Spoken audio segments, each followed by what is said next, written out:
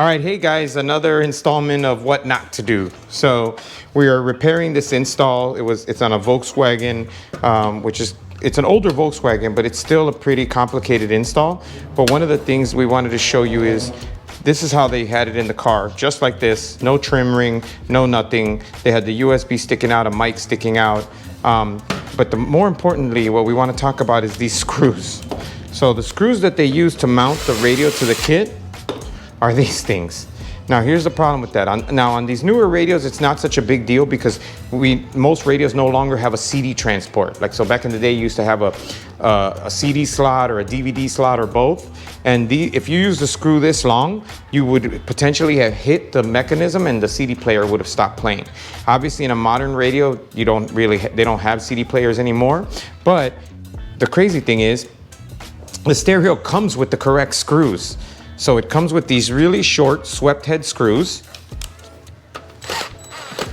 and bam, you're done. So try and always use the hardware that is supplied with the radio. It's that length for a reason, because you don't want to use something like this and there's a circuit board or something right behind it, and basically you will ground the radio to the circuit board and blow up your radio. All right, so just another quick note. Again, these are the little details, but they just drive me crazy. So on a typical Volkswagen, Audi, things like that, their radios have this like rubber coating. I don't know if you can tell, but see, that's plastic and that's rubber. See, this is a cheaper kit, which it's just all plastic. There is no rubber coating.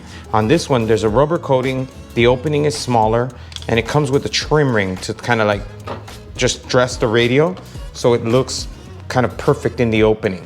So it's another thing, it's a small detail, but we always want the car to look as original as possible. So we try to use the parts that match. We do this a lot on Porsches, Audis, BMWs, Mercedes, a lot of the cars where a lot of your European cars have this rubberized finish.